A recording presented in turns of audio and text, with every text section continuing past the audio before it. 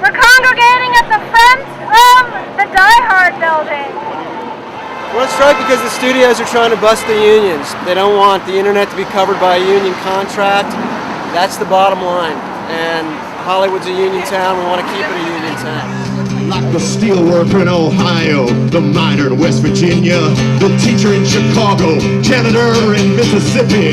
From the WGA to the fields of Mission Flat, there's a thundercloud exploding. I'm free at last, like Joe Hill and Caesar Chavez, fought in their own time, like our brothers, our sisters, up and down that picket line, like the unnamed and unnumbered who struggle brave and long, like the union men and women standing up and standing strong, like the unnamed and unnumbered who struggle brave and long, like the union men and women standing up and standing strong. I gotta tell you, this picketing is doing you good. We're shutting down production and we're kicking corporate ass.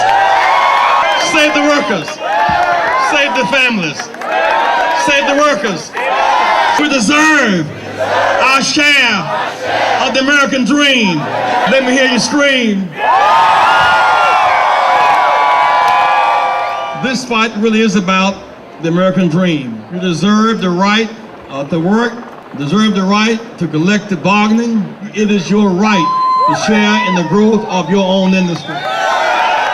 Too few people want to control too much. It's Detroit, Michigan workers today, basic auto workers who built the great cars of the world, now facing outsourcing and dumbing down of the automotive industry. It's not just that, it's the fight around America for the home foreclosures crisis. 2 million workers, 2 million people losing their homes because of greed, of predators and manipulation. You have the right to get paid, the right to be partners, and the right to grow. You know, they told us 2 years ago that organizing riders would be like wrangling cats. This week we got 3,500 lions and tigers in the street. I'm John Bowman, chairman of the negotiating committee. And I understand there's some showrunners out here today, am I right? Good, I want you not to worry because your shows are in good hands right now. Look, I'm TiVoing everything on TV this December. Every gain this guild has ever made resulted from people like you sacrificing your immediate interests for the greater good of the community. And we are a community, and we help each other and support each other, and that's what we're doing here today. This is a watershed moment in our history. We are in the process of being left behind. Every time a new market develops, every time a new genre comes around, every time there's a new technology, it's unfathomable for them. They don't know what the business model is. Is there a business model for VCR and DVD? No. Was there a business model for reality television? No. Was there a business model for basic cable? No. Is there a business model for the internet? No. Bullshit, bullshit, bullshit.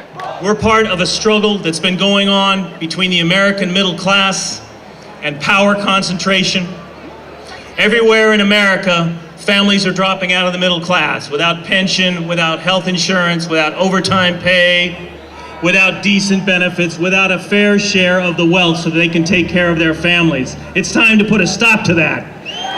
As power has been concentrated in 6 corporations that control everything that we read and see and hear and everything that you produce, writers and talent are being strangled, not just economically, but creatively.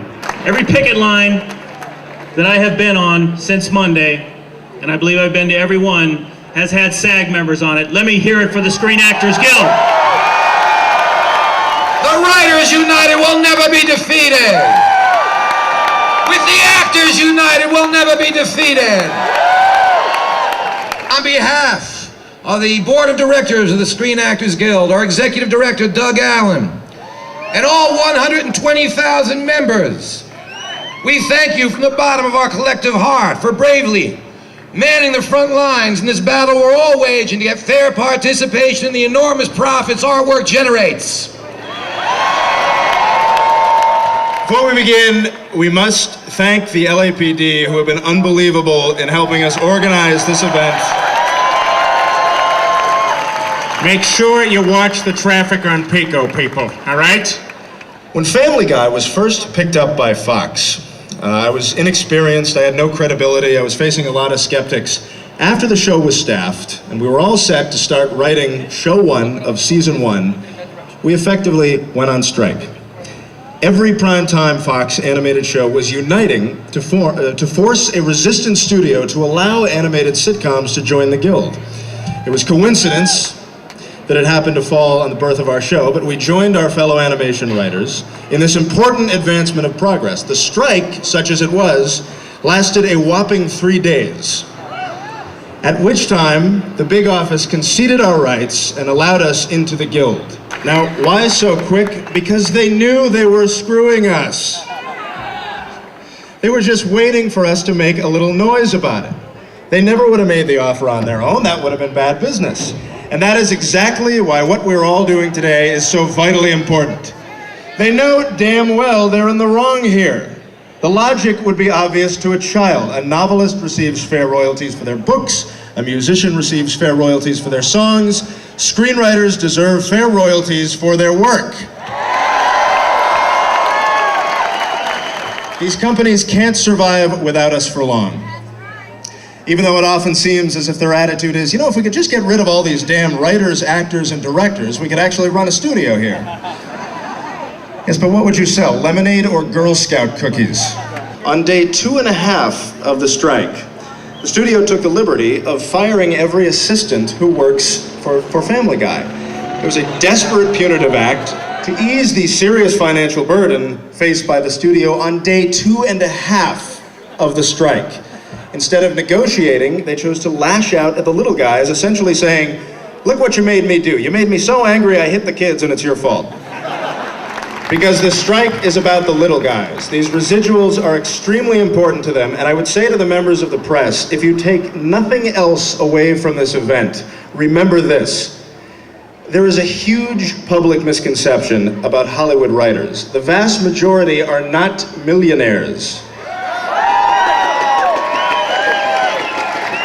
They are middle class. They live in homes that look to me like the house I grew up in, and my parents were teachers.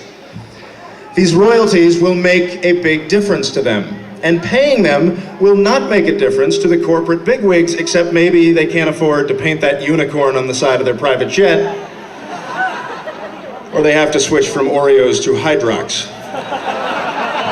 So I will close with a few words from Stewie, which will probably get me sued.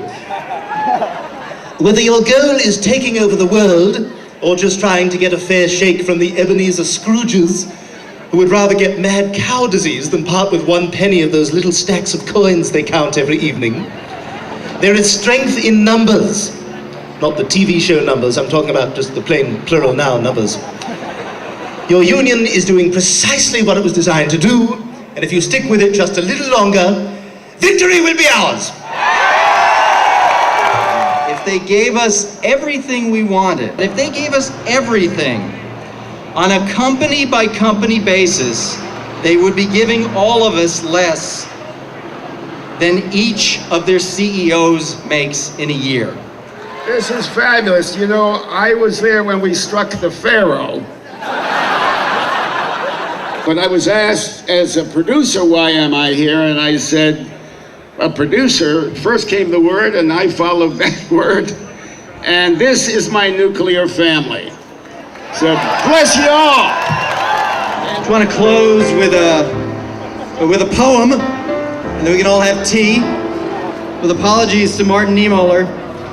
First they came for the animation writers, and I did not speak out because I wrote live action. Then they came for the reality, game show, and nonfiction writers, and I did not speak out because I worked in scripted fare. Then they came for the variety, long-form, sitcom, dramatic TV, and screenwriters. And I did not speak out because I had an overall deal. And then they came for me, and there was no one left to speak for me. Thank you all for coming. We are all on the same page. We are all in this together.